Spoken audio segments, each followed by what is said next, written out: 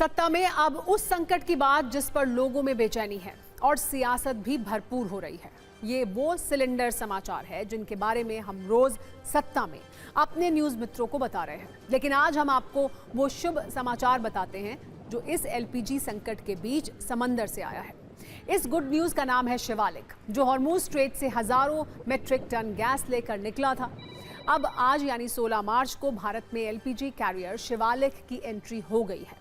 अब से थोड़ी देर पहले एलपीजी कैरियर शिवालिक गुजरात के मुंद्रा पोर्ट पर पहुंच गया है और बड़ी बात यह है कि कल भारत का दूसरा एलपीजी कैरियर नंदा देवी भारत आएगा, जो गुजरात के कांडला पोर्ट पर पहुंचेगा। यह भी एलपीजी से भरा हुआ है। 3 युद्धपोत इन एलपीजी टैंकर्स को एस्कॉर्ट कर रहे हैं और भारत तक सुरक्षित पहुंचा रहे हैं। अब आपको ये बताते हैं कि जो शिवालिक और नंदा देवी भारत की एलपीजी क्राइसिस के बीच शुभ समाचार बनकर आए हैं, उनमें कितनी गैस भरी हुई है।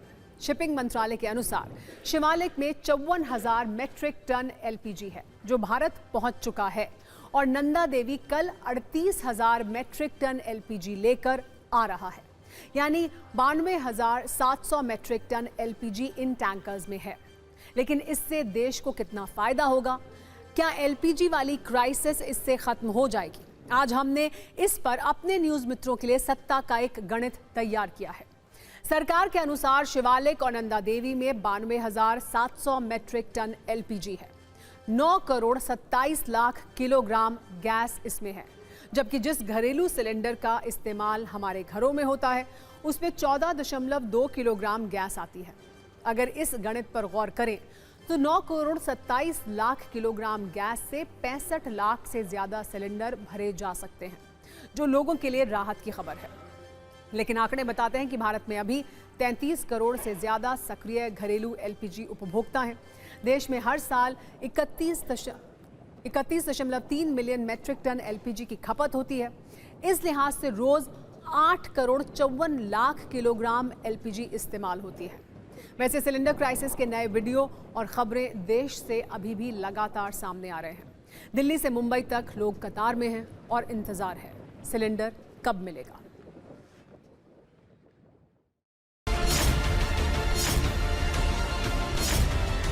एनसीआर में बड़ी संख्या उन लोगों की है जो लोग किराए पर रहते हैं। ऐसे तमाम लोगों का कनेक्शन भी नहीं होता है, तो इन लोगों को अभी तक तो मिल जाती थी गैस। अब क्या स्थिति है, वो इस तरह से लाइनों में खड़े हुए हैं और उनको गैस नहीं मिल रही। तो कब यहाँ पर आए थे? मैं तो हो गया 2 दिनों। 2 दिनों से आ रहे हैं? रोजाना रोज आ रहे हैं। रोज आ रहे हैं? कितने डिलीवर कर दिए सिलेंडर, किसी और को डिलीवर कर दिया हमारा। आप कितने दिन से आ रही हैं? मैडम 4 दिन हो गया, मेरा गैस खत्म हुआ है। डेली चक्कर लगाती हूँ, सिलेंडर आज तक नहीं मिला है। खाना कैसे बन रहा है? हम बाहर से खा रहे हैं, बच्चे पेपर चल रहे हैं, ऐसे जा रहे हैं बिना खाए हुए भूखे पेट। 4-5 दिन से आ रहा हूँ, रोज सिलेंडर मिल ही नहीं रहा है। आप यहाँ पर कब से खड़ी हैं? मैं 6 बजे से आई हूँ। सुबह 6 बजे से? हाँ। और सिलेंडर नहीं मिला? नहीं मिला। 2 दिन से हम लोग आ रहे हैं, थोड़े जा रहे हैं। हाँ 3-4 दिन से तो आ रहे हैं। 3-4 दिन से आ रहे हैं। तो गाड़ी यहाँ पर आती है लेकर? जब तक आती है वो खत्म हो जाती है, फिर मिलती नहीं है। आपका सिलेंडर बुक हो गया? हाँ हो रखा है और दिखा रखा है डिलीवरी हो गई है। लोग भी है जिनका कहना है कि इनका कनेक्शन भी है और इन्होंने बुक भी कराया, लेकिन डिलीवरी किसी और को हो गई। ईरान और इजराइल के बीच युद्ध लगातार जारी है और जैसे जैसे युद्ध आगे बढ़ रहा है वैसे वैसे भारत की रसोई पर भी, यानी होटल इंडस्ट्री पे इसका सबसे ज्यादा असर पड़ते हुए दिखाई दे रहा है। गैस कितने दिन से नहीं आ रहा आपके पास?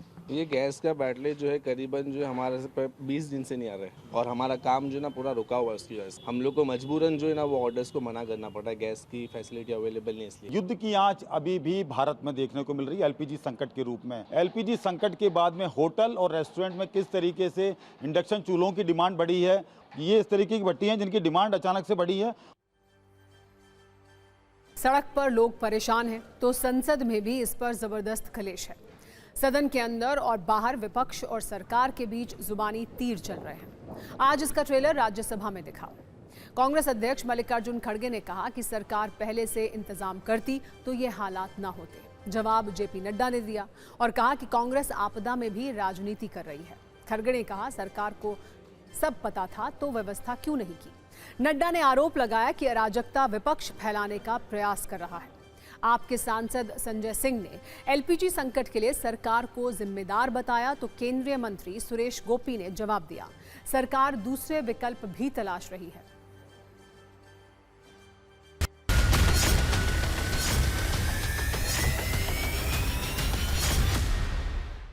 अगर सरकार को ये पता था कि एलपीजी इंपोर्ट्स संकट में पड़ेगा तो अल्टरनेटिव अरेंजमेंट क्यों नहीं किए गए और काला बाजारी जमाखोरी को रोकने के लिए सरकार कोई कड़ा कदम क्यों नहीं उठाया रहे। ये संकट हमारे प्रबंधन की दयनीय हालत ही नहीं बल्कि फॉरेन पॉलिसी और एनर्जी पॉलिसी की कमजोरी भी ये बताता है। अंतर्राष्ट्रीय स्थिति हुई है, उस अंतर्राष्ट्रीय स्थिति में आज हम सब लोग जानते हैं कि ये क्राइसिस आया है।